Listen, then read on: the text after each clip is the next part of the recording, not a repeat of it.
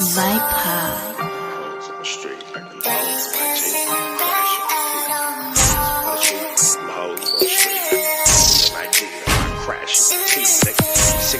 On my neck when I got it on me, and I remember I was broke. I've been sipping on this juice and I just hit him for his brick. I'm tripping off my chili and I ain't tripping off no bitch. Said money isn't everything, some stupid ass shit. Cause I ain't never had no problems that the chili couldn't fix. I'm out here getting money, spent that chili on my bitch. I heard he wanted issues, so I bought some extra clips. If it's pressure, I got extras, put a body on my stick. She said she found somebody else, she find that nigga in that ditch. My little bitch kinda toxic, but I love her, she can't breathe without me. Hate when she alone, she swear that she can't sleep without me. Let her play her part to the letter, hard to be without me. Ex is still broke, says she can't afford to bleed without me. Broke baby mama, the only thing that she gon' be without me. Keep it in the tuck, I'm a shooter, they gon' see about me. Shoot your left eye for the chili, how I creep about me. Tell her best friends I'm getting money when they speak about me. Swear to God, oh, bitch, chilled up, 100 on the ground by the pound, told him pick him up. Oh, bitch, chilled up, chopper with a drum, 100 rounds, told him pick him up. Oh, bitch,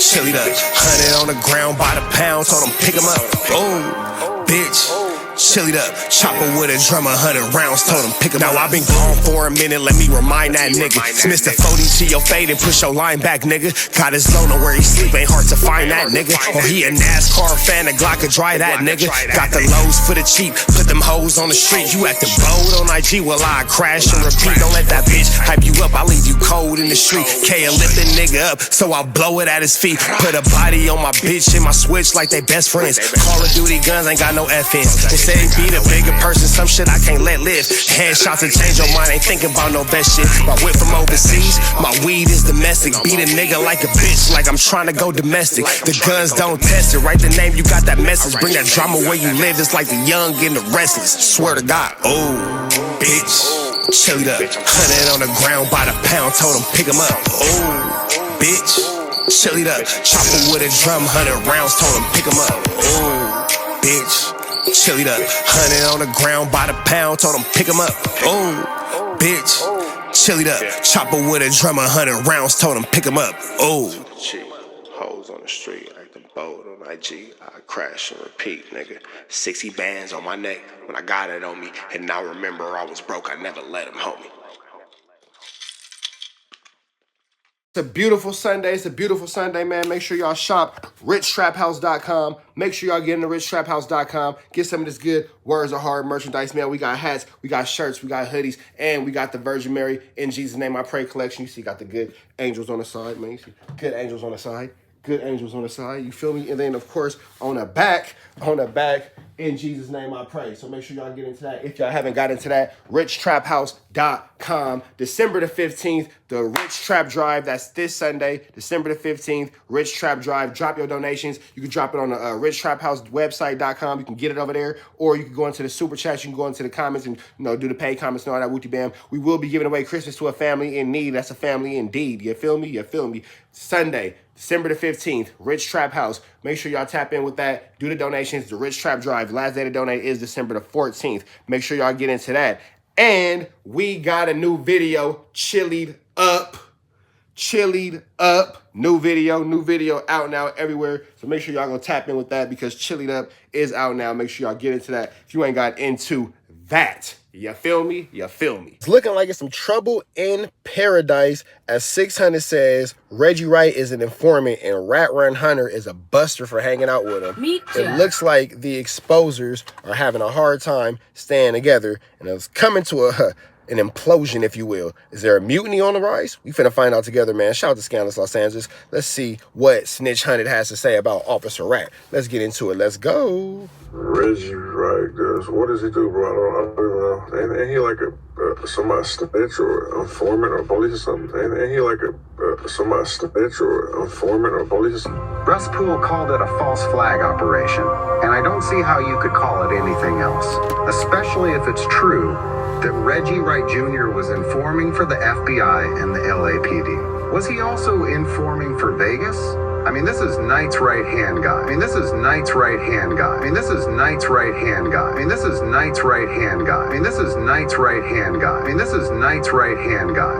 and he's straight up snitching to law enforcement. Phil Carson, I'm a retired FBI He's straight up snitching to law enforcement. Straight up snitching to law enforcement. agent, and I'm here today to talk about the Tupac Shakur murder and the investigation that followed. Let me speak a little bit about Reggie Wright Jr. Reggie's made it very clear in a lot of interviews that he went from never working for the FBI to working for Dan McMullen, for working for LJ Conley, who was my partner, and that he was an FBI foreman. He was an FBI foreman. He was an FBI foreman. So I'm not saying anything right now regarding Reggie Wright Jr. that he hasn't already said a million times over on a documentary or on a podcast or any type of interview.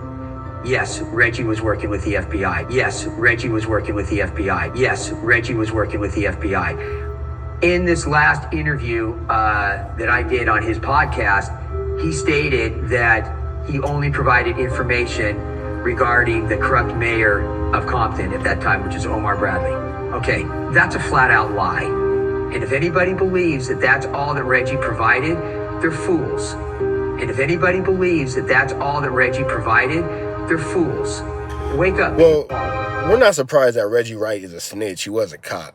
So I don't think he could be a snitch, more so as a corrupt cop. Because he was a police officer. Like, he was like on paperwork, carried a badge. This is my line. This is my job. I pay taxes on this. He was a cop. So, snitch, no. Disgraced cop, crooked cop, definitely. But snitch, no. He's a cop. It is what it is. I said, but if you do believe that, let me just ask you this. Sure, go ahead. Go ahead, Reggie. Why didn't you ever come knocking on my door and talk to me? You saw the 302s on me before, right? You know that I was an open book, cooperate. Why you never came? And it's been ready. I want to talk to you about these things. You want me to answer? You know, I knew. Do you want me to answer? Hold on. Oh, Reggie, if that's your question, do you want me to honestly answer it? I've done my best to try to help Reggie cover for himself, tell him when to keep his mouth shut, and Reggie just goes on and on and on. Yes, sir. You sure? Because I'm trying to protect you from yourself here. No, go ahead. Okay. We did talk to you, Reggie, in a document, okay? Reggie provided a lot of information. He was in a very high level. Trying to protect you from yourself is barnacles. Nigga, imagine being such a threat that you got to be protected from yourself. Like, not a threat like you, a hurricane, you finna cause disaster or a tornado or earthquake or nothing like that. Nigga, you finna put yourself in a trick bag because you're a dummy. You like a special ed student with a stick of dynamite and some matches. Like, nigga, somebody sit him down. Loose Cannon has a lighter. He has a lighter. Everybody get him together. It's gonna get ugly. Position of death row records. He was very aware of what we were doing in terms of investigations, numerous investigations on death row records and Suge Knight. We executed search warrants. He helped provide information. Reggie had a game plan, and he made it very, very clear that he wanted to take over death row records. Make no mistake about that. This is what I'm trying to explain to you. Yes. It's the policy of the FBI that we never openly discuss who our FBI informants are, and that's what allows us to have such a good relationship with our informants. This is what I'm trying to explain to you, Reggie. Whether you remember things or don't remember things, I don't have control over, okay? Many years ago, the FBI had two classifications of informants. One was called the 137, and one was called the 270. A 137 informant was an informant that was providing information, but they weren't doing it because they were trying to work off, say, a drug arrest or some type of fraud investigation. A 137 could be just a person that was just had a conscience, was trying to do some community, like a community service type thing, just trying to help out law enforcement. We would not provide that person's name. If a judge asked for that person's name, we were not obligated to give it, and we would not give it. And that helped the FBI build a real strong trust. So if somebody came in and said, hey, my neighbor's committing this crime, and I've got young children, and I need something done about it, and I'll do whatever I can to help you guys. We're never going to ask that person to testify. We're never going to disclose who that person is, but we want people to feel comfortable coming to the FBI, knowing that it's safe and secure, and we're not going to divulge their identity or anything like that, or where this information Wanting people to feel safe going to the FBI is barnacles. came from. That's a 137. That's what Russ Poole was with me. The other kind of informant is a 270. That somebody is, let's say they got caught robbing a bank, and they know about 10 other bank robbers because they helped participate in other bank robberies as a drive-away or something like that, or help try to plan, say, a bank robbery.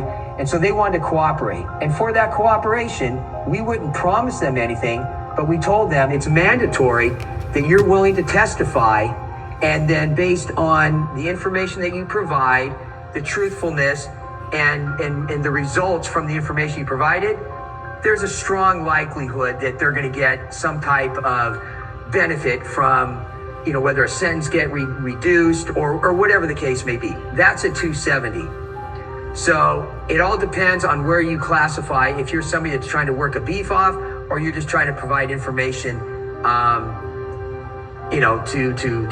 to cut yourself a good deal, and you're not doing it out of the goodwill of your heart.